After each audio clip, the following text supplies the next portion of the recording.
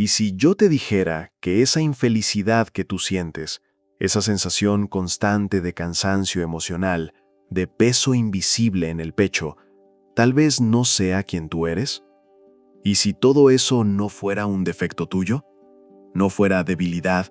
¿No fuera falta de propósito? Ni una señal de que tú arruinaste tu propia vida. ¿Y si fuera solo una ilusión silenciosa que se construyó poco a poco, tan despacio que tú ni siquiera percibiste cuando entraste en ella? Porque existe algo que nadie te explica. La mayoría de las personas no despierta infeliz, despiertan neutras y comienzan a descender sin percibirlo. Una pequeña frustración, una reacción mal resuelta, una decisión automática, un pensamiento repetido, nada grande, nada dramático. Pero de repente, tú miras tu propia vida y piensas, ¿por qué todo pesa tanto? ¿Por qué nada más entusiasma? ¿Por qué parece que estoy siempre atrasado con respecto a mí mismo? Y el error comienza exactamente ahí. Tú pasas a creer que el problema es quien tú eres, cuando en verdad el problema es el movimiento en el que tú entraste. Hoy tú vas a entender eso. Vas a entender por qué tanta gente cree estar infeliz, cuando en verdad solo está resbalando por una inclinación invisible. Y cuando tú veas eso, algo cambia. Porque la ilusión solo tiene poder mientras permanece invisible. Capítulo 1. Marcos y el primer desliz. Marcos tenía 35 años. Un hombre común, una vida común, un hombre común. Trabajaba con tecnología, pagaba cuentas, cumplía plazos, tenía a alguien a su lado. Tenía planes, al menos en el papel. Nada estaba mal lo suficiente como para justificar lo que él sentía. Y tal vez ese haya sido el problema. La caída no comenzó con una tragedia. No hubo despido, no hubo traición, no hubo enfermedad. Todo comenzó demasiado pequeño para ser tomado en serio. Un lunes cualquiera.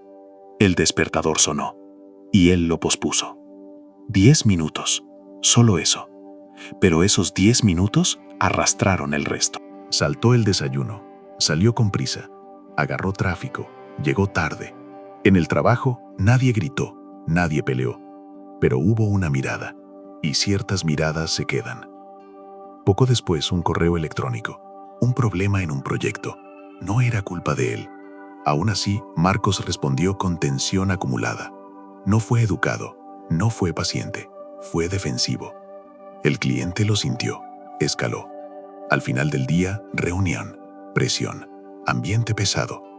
En el regreso a casa, un pequeño accidente, nada serio, pero suficiente para irritar aún más. Cuando llegó, la esposa preguntó algo simple. ¿Cómo fue tu día? Y Marcos explotó. No porque quisiera, sino porque ya no tenía más margen emocional. Él gritó, dijo cosas duras, hirió a quien no lo merecía. Después, silencio. Solo en el sofá vino la pregunta, ¿qué está pasando conmigo?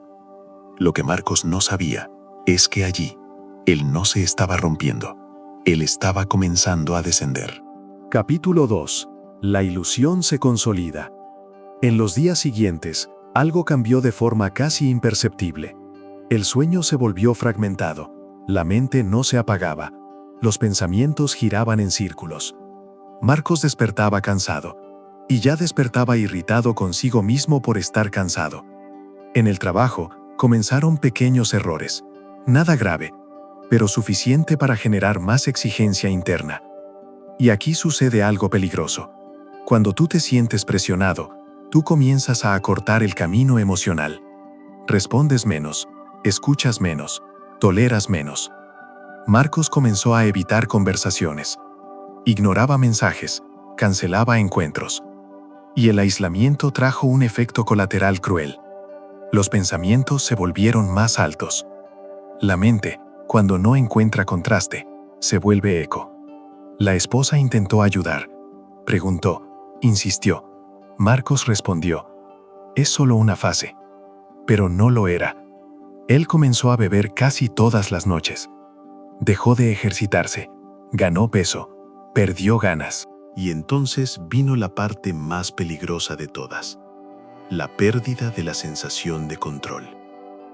Él despertaba y pensaba, no sirve, no cambia, es así mismo. Este es el momento en que la ilusión se cierra. Tú no te sientes solo triste, tú te sientes preso. Preso en la idea de que tu vida sucede a pesar de ti, como si fueras un pasajero, y no el conductor. Marcos creía estar infeliz, pero la verdad era otra. Él solo estaba preso en una secuencia de pequeñas bajadas, nunca interrumpidas. Capítulo 3. El encuentro que rompe lo automático. Fue un sábado. Marcos no había ido al parque para relajarse. Había ido porque ya no sabía dónde quedarse. La casa estaba demasiado silenciosa. El trabajo martillaba en la cabeza. El celular estaba lleno, pero vacío de conexión real. Él se sentó en un banco y se quedó allí, mirando sin ver, pensando sin concluir. Era el tipo de estado en el que el cuerpo está presente, pero la mente está presa en algún lugar entre el pasado y el miedo del futuro. Entonces alguien se sentó a su lado, sin prisa, sin ruido. Un señor de postura erguida, cabellos blancos, mirada tranquila. No parecía curioso, no parecía invasivo. Se quedaron en silencio por algunos minutos. Y ese detalle importa, porque cuando alguien respeta tu silencio, ya está diciendo más que quien intenta llenarlo. Después de un tiempo, el hombre habló. ¿Tú sabes qué es una bajada? Marcos giró el rostro, confundido. ¿Cómo así? El señor no explicó de inmediato. Sonrió levemente. Cuando tú estás bajando, dijo él, tú no percibes la velocidad, solo sientes el viento en el rostro. La frase quedó en el aire. El hombre se presentó como Hiroshi, ex profesor. Vivía allí desde hacía muchos años. Entonces vino la pregunta que atravesó a Marcos. ¿Cuándo comenzó? ¿Cuándo comenzó qué? Respondió Marcos automáticamente. Tu bajada. Marcos intentó responder rápido, pero no pudo. Pensó. Y entonces recordó. El lunes. Los 10 minutos. La secuencia de reacciones. Fue un día tonto, dijo, pero después de eso todo comenzó a descomponerse. Hiroshi asintió, como quien confirma algo obvio. Siempre es así. Capítulo 4. La revelación que cambia la perspectiva. Hiroshi respiró hondo antes de continuar. La mayoría de las personas cree que la infelicidad aparece de repente, pero ella casi nunca aparece. Ella se desliza. Se desliza por pequeñas reacciones no resueltas, por decisiones automáticas, por pensamientos repetidos.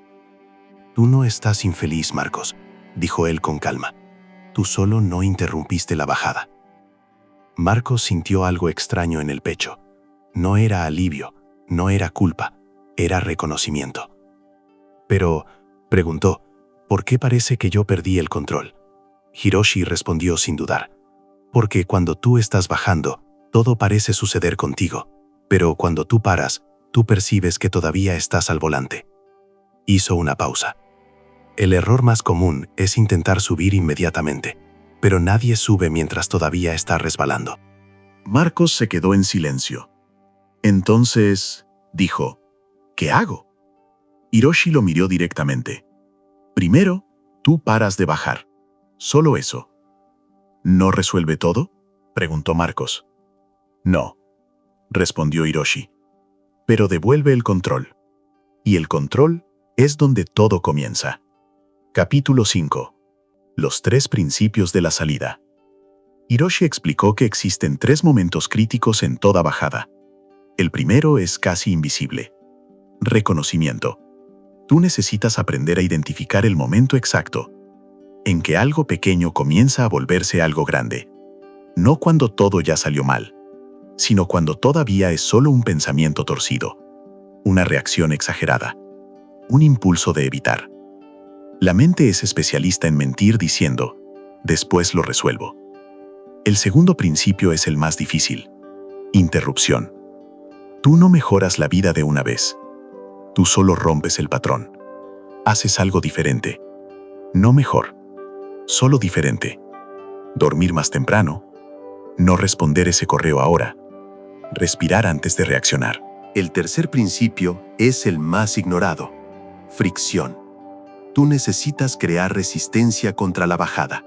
Hábitos simples, rituales pequeños. Antiguamente llamaban a eso disciplina. Hoy lo llamarían arquitectura mental. Hiroshi entonces propuso un desafío. 7 días, dijo. 7 acciones simples. Nada heroico, nada transformador, solo interrupción. Marcos sintió miedo, pero también sintió algo que no sentía desde hacía meses: posibilidad. Capítulo 6. Los 7 días que interrumpen la caída. Marcos salió del parque con la cabeza llena. No era entusiasmo, no era esperanza exagerada. Era algo más raro: claridad. Esa noche él miró la lista que Hiroshi había propuesto. 7 días, 7 acciones simples. Nada que cambiara la vida por sí solo, pero todo lo que cambiaría la dirección. Día 1. Dormir más temprano. Sin negociación, sin solo un video más, sin excusa. Fue extraño. El cuerpo resistió, la mente intentó negociar, pero él fue. Y por primera vez en semanas, despertó menos cansado. No feliz, pero menos pesado. Día 2. Enfrentar algo evitado. Marcos sabía exactamente qué era: la conversación con la esposa. Él se sentó, pidió disculpas, no explicó, no se defendió, solo escuchó. Ella lloró, él lloró. Nada fue resuelto completamente, pero algo fue interrumpido. Día 3. Ayudar a alguien. En el trabajo, un compañero estaba sobrecargado. Marcos ofreció ayuda. Algo curioso sucedió allí. Por algunos minutos, su vida no era el centro del universo, y eso trajo alivio. Día 4. Mover el cuerpo. Él caminó 20 minutos, nada intenso, nada atlético, pero el cuerpo respondió, como si dijera: gracias por recordarme. Día 5. Escribir 3 cosas buenas. Fue lo más difícil. La mente quería quejarse, pero él insistió. Y cuando escribió la tercera, percibió algo extraño. Siempre hubo cosas buenas. Él solo había dejado de verlas. Día 6. Reconectar. Llamó al padre. Conversaron poco, pero conversaron de verdad. Día 7. Placer sin objetivo. Fue a un concierto. No publicó, no registró, solo vivió. Y al final de la semana, algo había cambiado. No el mundo, el movimiento. Capítulo 7. La transformación que no hace ruido. Nada mágico sucedió, ningún problema desapareció, el trabajo continuaba exigente, las cuentas continuaban llegando, pero algo esencial había cambiado. Marcos ya no estaba resbalando. En la segunda semana, él repitió. En la tercera, también. Y entonces percibió algo importante. Subir no es entusiasmante. Subir es lento, silencioso, casi aburrido. Pero es estable. Él todavía erraba, todavía se irritaba, todavía se sentía cansado. La diferencia, él reconocía, interrumpía, creaba fricción, dormía mejor, respondía menos impulsivamente, caminaba más, decía más la verdad. La ilusión comenzó a perder fuerza, porque la ilusión depende de la repetición automática, y Marcos había roto lo automático. Capítulo 8. El regreso al parque. 3 meses después, Marcos volvió al parque. El mismo banco, el mismo horario. Hiroshi apareció poco después. ¿Y entonces?, preguntó. Marcos sonrió de una manera diferente. Mejor, dijo. No perfecto, pero mejor. Hiroshi asintió. Entonces tú entendiste. Yo pensé que estaba infeliz, respondió Marcos. Pero yo solo estaba preso en la idea de que no podía hacer nada. Hiroshi miró los árboles. La bajada solo tiene poder, mientras tú crees que ella es inevitable. Él se levantó. Tú siempre puedes parar, en cualquier punto. Marcos se quedó allí, solo, pero no solitario. Por primera vez en mucho tiempo, él sentía que estaba de vuelta al volante. Cierre. La verdad que tú necesitas oír. Ahora, déjame hablar directamente contigo. sin historia, sin personaje, sin metáfora. Solo tú. Y la pregunta que tal vez tú estás evitando desde hace mucho tiempo. ¿Cuándo comenzó tu bajada? No cuando todo se volvió insoportable. No cuando tú explotaste. No cuando perdiste a alguien o algo importante. Sino antes. ¿Cuándo fue el primer pequeño desliz que tú ignoraste? La conversación aplazada, el cuidado abandonado, el después lo resuelvo. Porque así es como nace la ilusión, no de grandes tragedias, sino de pequeñas concesiones repetidas. Tú comienzas a reaccionar más que a actuar, comienzas a vivir en automático, comienzas a creer que el problema eres tú. Y poco a poco, sin percibirlo, tú cambias dirección por resignación. La ilusión no dice, tú estás infeliz. Ella dice algo mucho más peligroso. No sirve intentar. Y es aquí donde todo cambia. Porque la verdad es simple, dura y liberadora. Tú no estás infeliz. Tú estás preso en la idea de que no tienes control. Y eso es una mentira. Tal vez tú estés cansado. Tal vez estés frustrado. Tal vez estés sobrecargado. Pero eso no define quién tú eres. Eso define solo el movimiento en el que tú entraste. Y todo movimiento puede ser interrumpido.